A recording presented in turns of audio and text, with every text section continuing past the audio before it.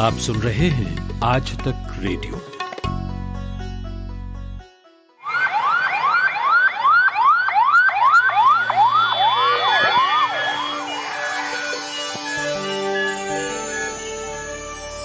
Corona frontliners.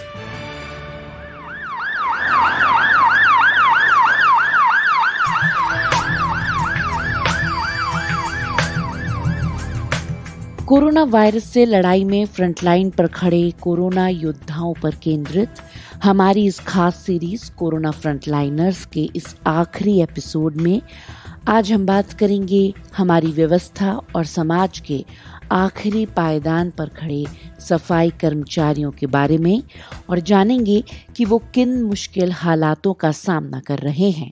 इस corona के अंदर भी हमारे जो कर्मचारी हैं अपनी मुस्तैदी से कार्यों को अंजाम दे रहे हैं, लेकिन जो प्रशासन है इन कर्मचारियों के लिए कुछ भी नहीं करता है। यहाँ तक कि जो मास्क हमें देने चाहिए वो मास्क भी हमें नहीं मिलते हैं और कई बार तो ग्लव्स भी फट जाते हैं। इतना मतलब कि भारी कूड़ा होता है, कई कूड़े के अंदर कांच भी होते हैं, उठाने के लिए कोई पूरी सामग्री नहीं हमारे पास। उनकी अपनी जिंदगी कैसी है? मतलब हमारे जीवन में खुशियाँ तो है नहीं मैम। मतलब 2 वक्त की रोटी खा लेते हैं, बस समय कट जाता है, वही बहुत है। इसके अलावा कोई खुशियाँ हो वो तो हमारे जीवन से है ही नहीं, खत्म ही हो गई। सुनेंगे कोरोना संक्रमण से जान गंवाने वाले एक सफाई कर्मचारी के परिवार का दर्द।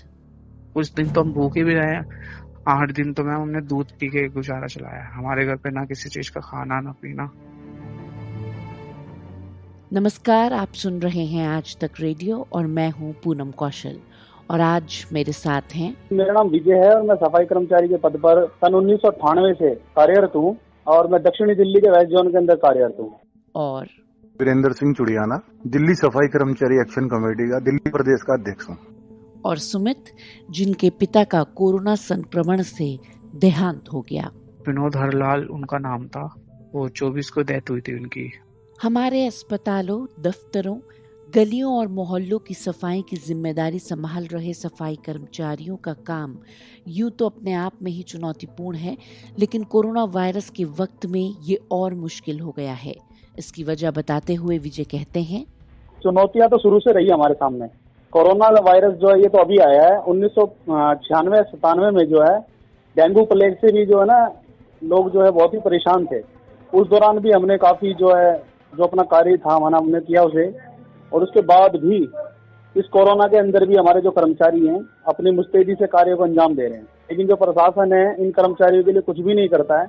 यहाँ तक कि जो मास्क हमें देने चाहिए वो मास्क भी हमें नहीं मिलते हैं। सबसे ज्यादा दिक्कत ये आई है सबसे पहले कि हमारे को जो सुरक्षा सामग्री जो मिलनी चाहिए पूर्ण रूप से वो नहीं मिल पा रही है मैडम। जैसे कि हाथ में ग्लव्स होना चाहिए, सैनिटाइजर होना चाहिए, पानी नहीं मिलता। वो कहते हैं साबुन ले लो, साबुन देते हैं तो हमें कई जगह पानी नहीं मिल पाता है। 1-1 किलोमीटर दूर पानी होता है। जैसे हम जहाँ पे काम हमारी बीट होती है काम करने की, उसके आसपास कहीं, और आजकल तो लोग पानी भी नहीं दे पा रहे हैं। अगर सुरक्षा सामग्री मिल जाए तो हम कॉन्फिडेंटली होकर अपना काम को और अच्छे से अंजाम दे पाएंगे, जो कि अभी डर डर के देना पड़ रहा है। क्योंकि कहीं ना कहीं हमारे बच्चों की जो परेशानी है ना, घर में जब हम घुसते हैं वापसी काम से, तो उनका लिए भी हमें डर लगा रहता है कि कहीं ऐसा ना हो हमारे से हमारे बच्चों में भी वो आ जाए। क्योंकि सुरक्षा हमारे को जो है निगम प्रशासन, हमारा जो डिपार्टमेंट है वो हमें सुरक्षा सामग्री अगर देता है तो कहीं ना कहीं हम उससे सेफ रहेंगे और अपने बच्चों को भी सेफ रख पाएंगे। तो काफी दिक्कत है, डर का माहौल तो बना ही बना हम कहीं ना कहीं। हम सुबह 5 बजे 6 बजे घर छोड़ देते हैं मैम, और 3-4 बजे घुसने का समय होता है घर में वापसी। उस दौरान जो हमारे साथ होता है ना वो बहुत ज्यादा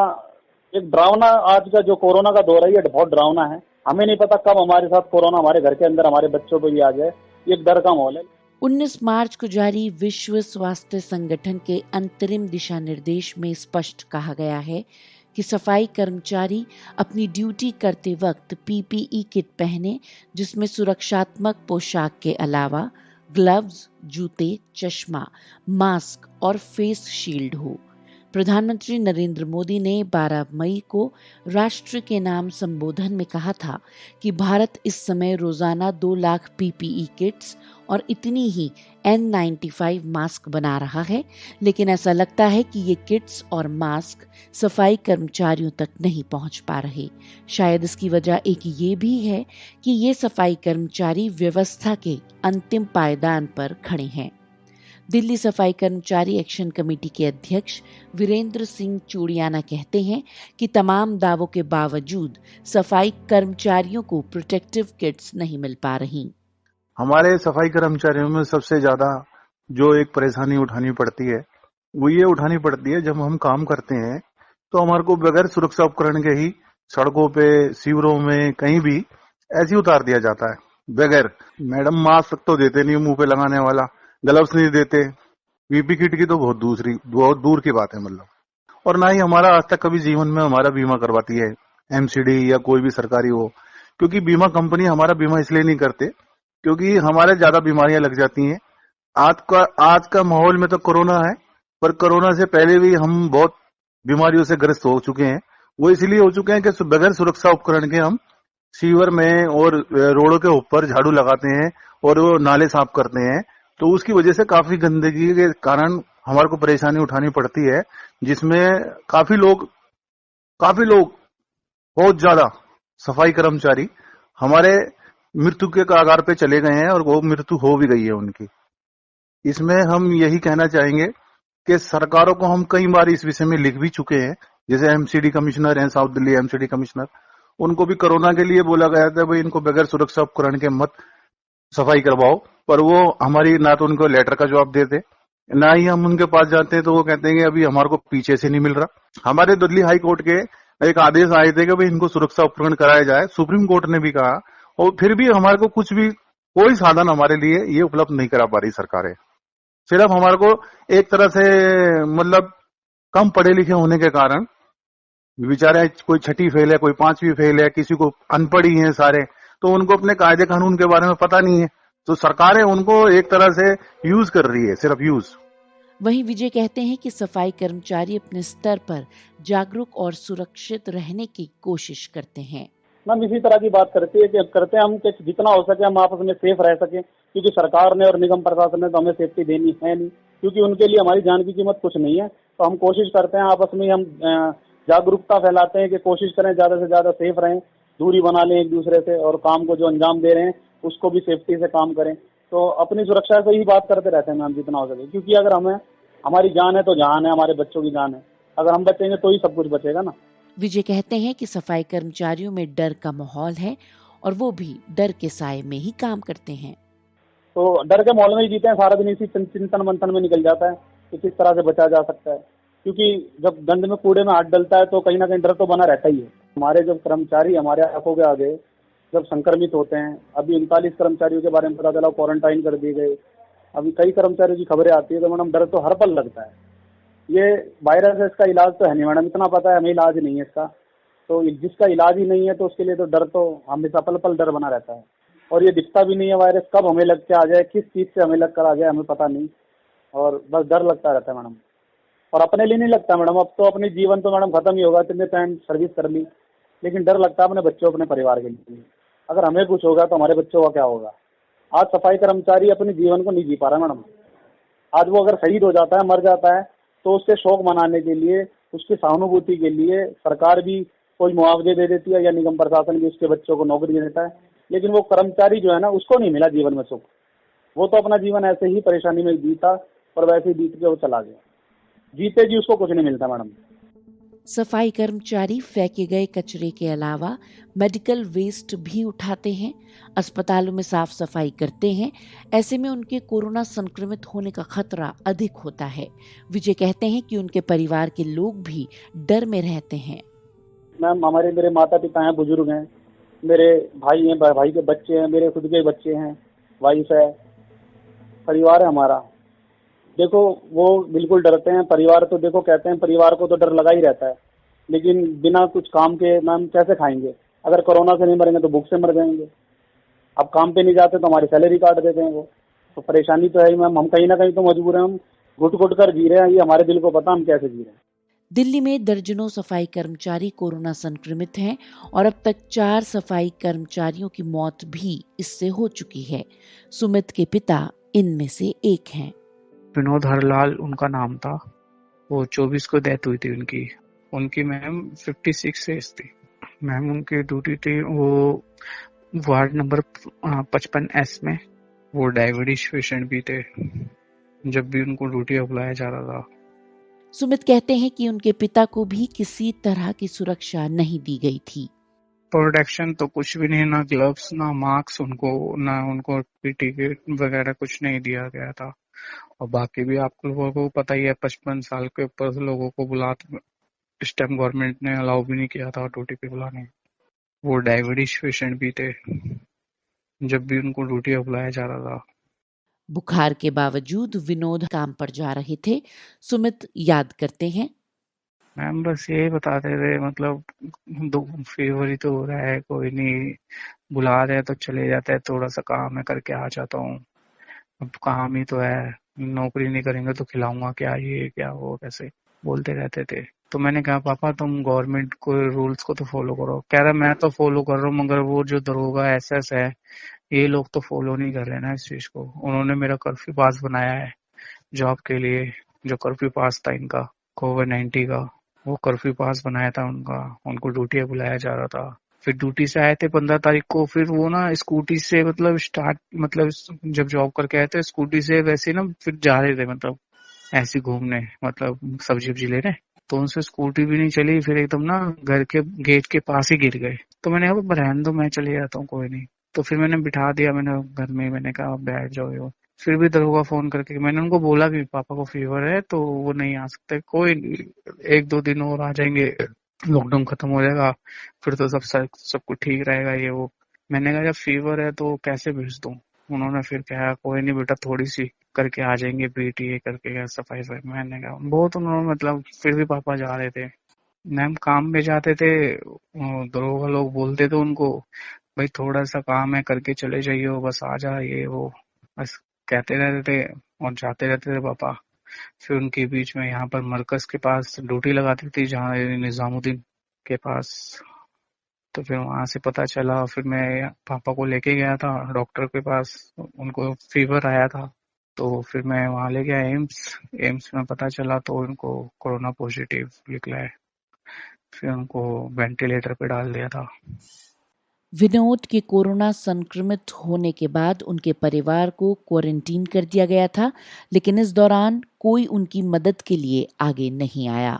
किसी ने भी किसी चीज की हेल्प नहीं की, जैसे भाई कोई नहीं जा रहा, उनको सही सेफ्टी मिले वहां पर जाके हॉस्पिटल्स वगैरह में, बस वो तो अपनी जान बचा रहे थे, वो सोच रहे थे बस हम ना फंस जाए। मतलब किसी दरोगा ने, किसी एसएस ने, किसी भी लोगों ने ना, कमिश्नर वगैरह किसी ने भी मतलब किसी भी प्रकार की मेरी हेल्प नहीं की। सबको पता चल गया था, न्यूज़पेपर में आ ही गया था वो इस टाइम पे भी, भाई ऐसे ऐसे वार्ड का 55 का जो विनोद हरलाल है वो उनको कोरोना पॉजिटिव है। मगर एक बार बच्चों को पूछना तो चाहिए बेटा, किसी चीज की हेल्प की जरूरत हो, खाना या किसी चीज पैसे वैसे की, मतलब कुछ लेके आ जाए हम, क्यों क्वारंटाइन कर रखा था हमें, और वो भी 14 दिन नहीं मैम, 18 दिन हमें क्वारंटाइन कर रखा था।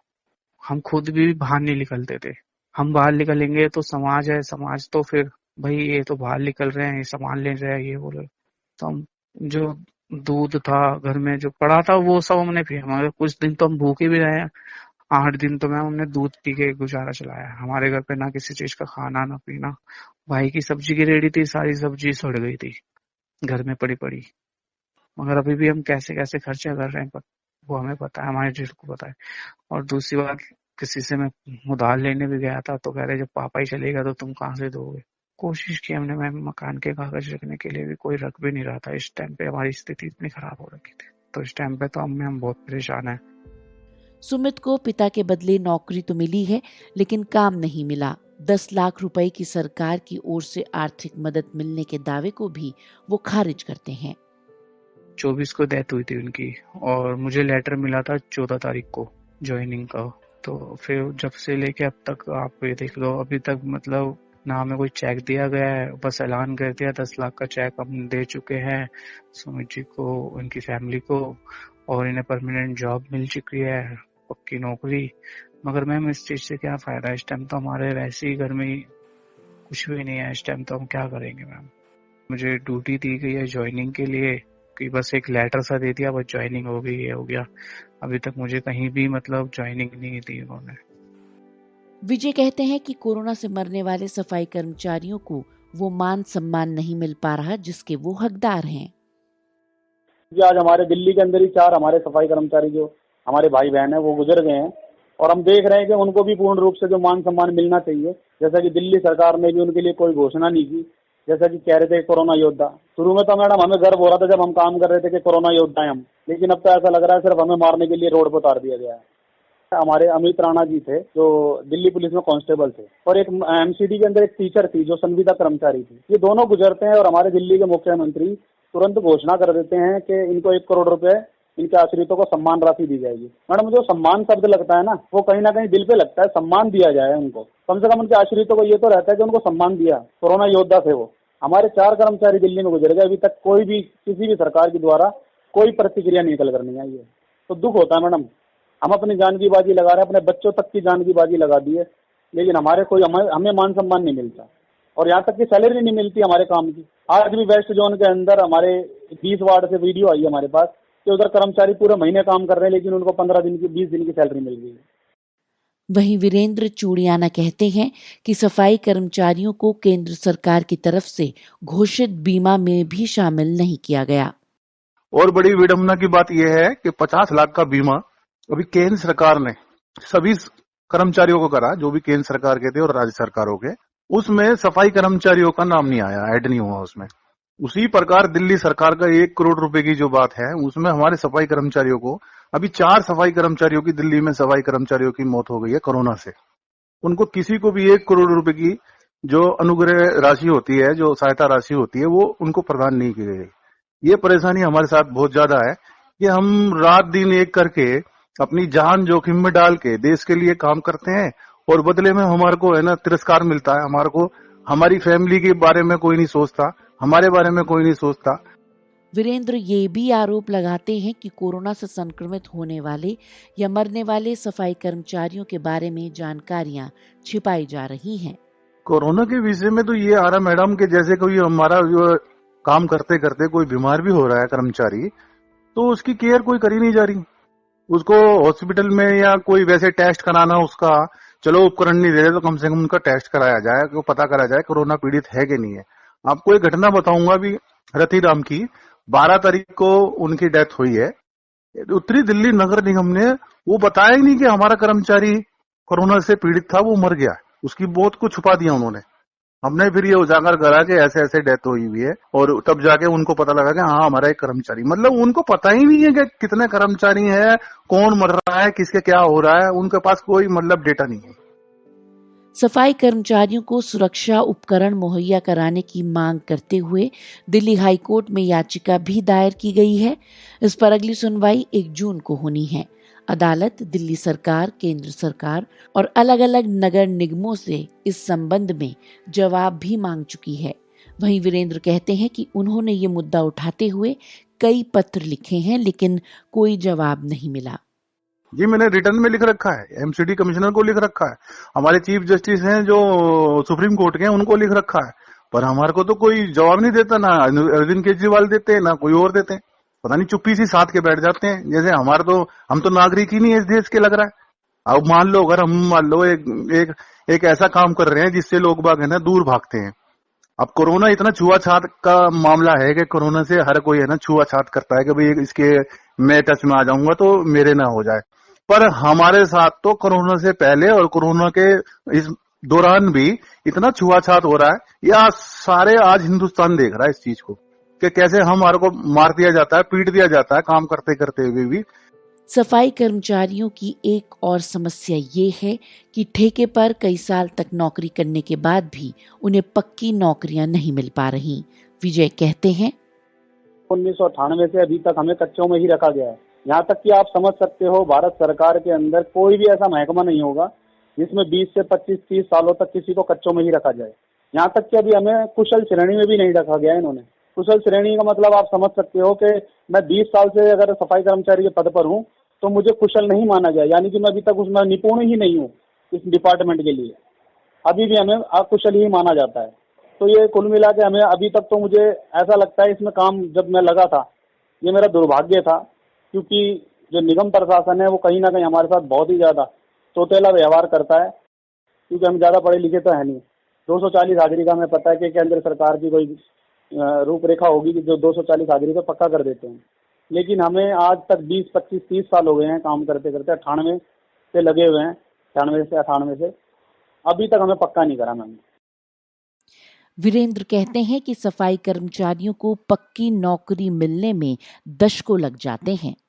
ऐसे ऐसे कच्चे कर्मचारी है जिनको 20-20, 25-25 साल तक है ना कच्चा रखा जाता है, जो अपने फादर की डेथ के बाद लगते हैं, माता की डेथ के बाद लगते हैं, भाई के डेथ के बाद लगते हैं, उनको 15-15, 20-20 साल हो जाते हैं कच्चा कर्मचारी रहते रहते। ऐसा कौन सा कानून है कि फादर की डेथ के बाद उनको 25-25 साल तक, 20-20 साल तक कच्चा कर्मचारी रखा जाए? तो मैडम सबसे ज्यादा परेशानी यही है। वहीं विजय कहते हैं कि कच्चे कर्मचारियों का वेतन वैसे तो अपने आप में ही बहुत कम है और वो भी टाइम पर नहीं मिलता।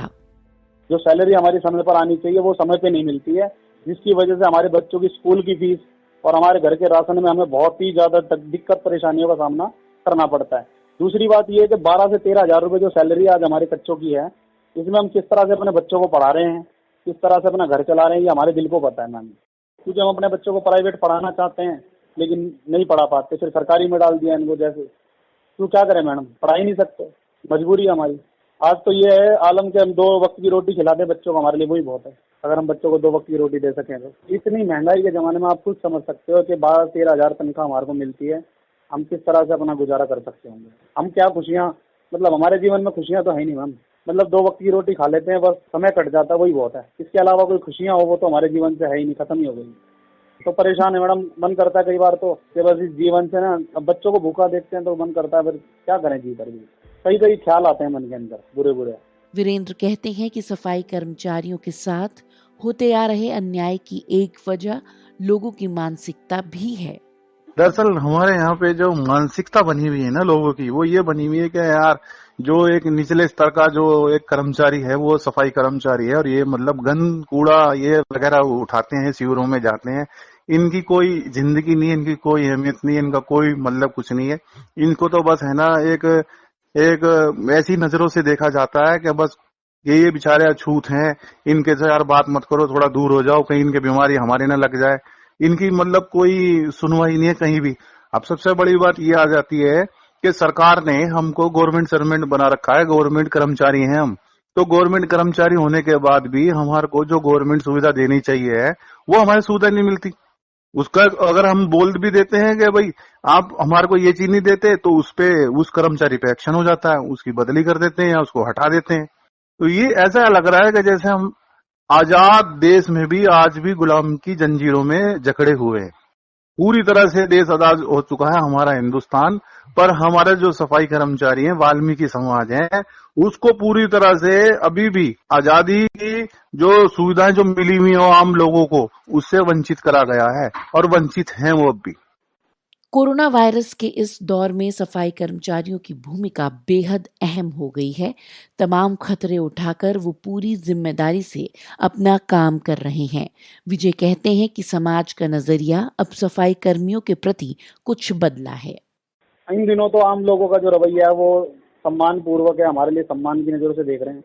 लेकिन नॉर्मली जो हमने ये 25-30 सालों में देखा है, मतलब हमारे लिए कोई किसी के मन में इज्जत तो थी नहीं, यहाँ तक कि कोई पानी भी अपने घर से नहीं पिलाता था हमें। आज हमें मान सम्मान से कम देख रहे हैं कि उनको समझ में आ रहा है कि इस विपदा की घड़ी में सफाई कर्मचारी अगर काम कर रहा है तो कहीं ना कहीं वो इनके हितों में है। बस यहाँ भी मैं यही कहूंगा मैम, इनका लालच हो सकता है जो उनको लग रहा है हमारी सुरक्षा कर रहे हैं तो इसलिए हमारे को अप्रिशिएट कर रहे हैं। नहीं तो इन 25-30 सालों में किसी वेलफेयर ने, एक रेजिडेंट वेलफेयर एसोसिएशन ने, किसी ने भी हमारी आवाज नहीं उठाई कि इन कर्मचारियों के लिए भी कुछ किया जाए, इनको भी पक्का करना चाहिए। 25-30 साल के बाद भी इनको अधिकार होना चाहिए।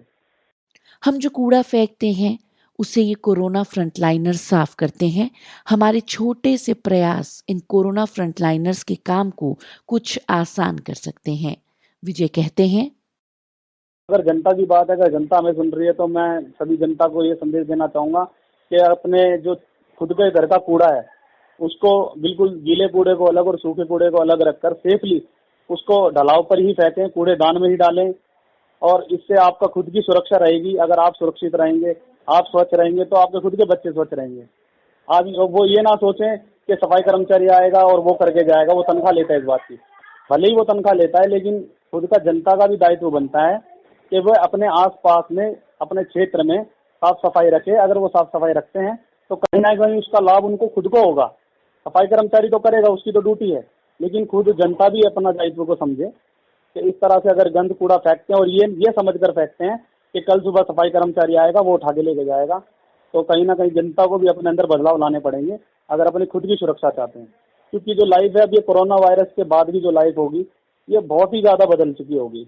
ये जनता को भी समझना पड़ेगा मैडम। और निगम प्रशासन से और सरकारों से मैं ये प्रार्थना करूंगा आपके माध्यम से कि हमें भी इंसान की श्रेणी में माना जाए, हमें भी इंसान समझा जाए। हमारी भी जरूरतें होती हैं, हमारी भी जो जरूरतें हैं उनको पूरा करने के लिए अच्छी जीवन जीने की जो अधिकार है हमें भी होने चाहिए। तो समय पर हमें सैलरी भी दें, समय पर हमें पक्का करें, समय पर हमारे लाभांश दे दें, जिससे कि हम अपने बच्चों को पढ़ा सकें, अच्छे जीवन जी सकें। कोरोना फ्रंटलाइनर्स के इस आखिरी एपिसोड में बस इतना ही। अब ये श्रृंखला समाप्त हो चुकी है। हमारी ये पेशकश आपको कैसी लगी, हमें radio@aajtak.com पर ईमेल करके जरूर बताएं। कोरोना वायरस को हम तक पहुंचने से रोकने के लिए कोरोना फ्रंटलाइनर्स ने अपनी जी जान लगा दी है। हम इन्हें सलाम करते हैं। हम सबकी जिम्मेदारी है कि हम उनके काम का सम्मान करें और अपने स्तर पर इस वायरस को रोकने का हर संभव प्रयास करें। फिलहाल मुझे यानी कि पूनम कौशल को दीजिए इजाजत। नमस्कार।